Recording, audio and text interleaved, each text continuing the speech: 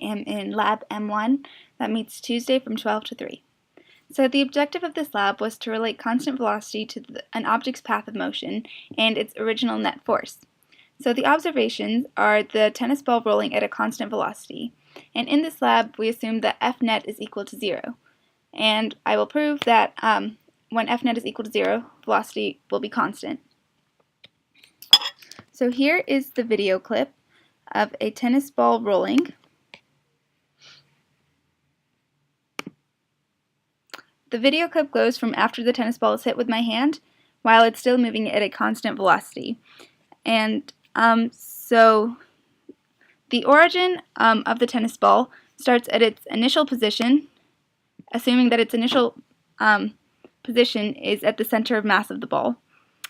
And the origin, or the axis, is oriented so that it moves along the ball's trajectory, so that the axis runs through the ball's center of mass. And the center of the ball is assumed to be its average position. I also used a calibration stick, this blue line, that is a measurement of the ball's diameter, so we can understand how big the ball is. And after looking it up on the internet, I found that it was 6.5 times 10 to the negative 2 meters long.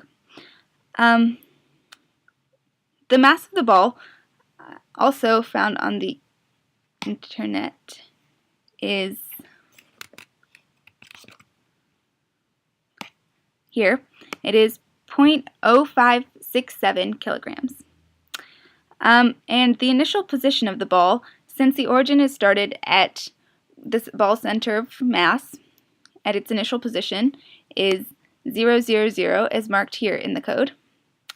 And the ball's average velocity was found by taking its change in distance throughout the video clip over the change in time of the video clip.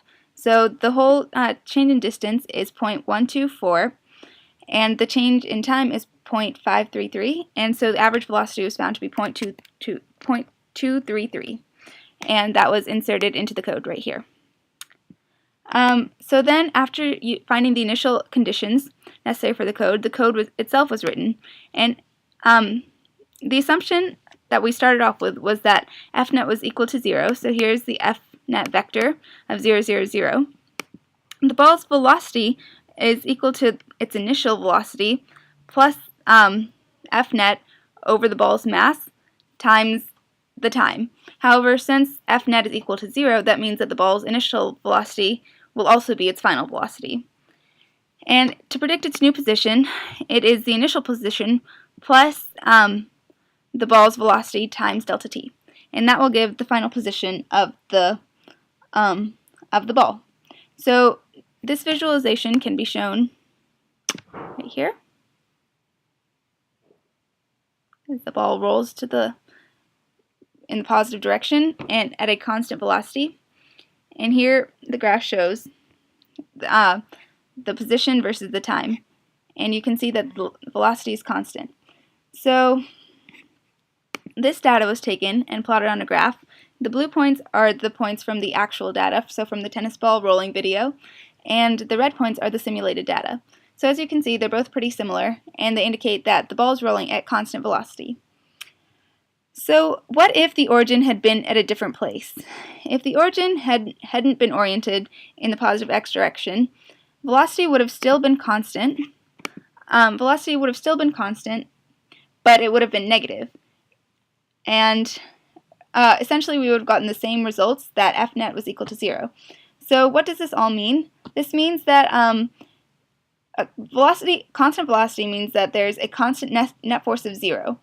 Basically, the push and pull acting on the ball is the same.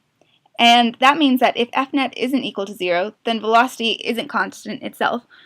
So that we will prove more in later labs, but this lab shows that if net force is equal to 0, velocity will be constant.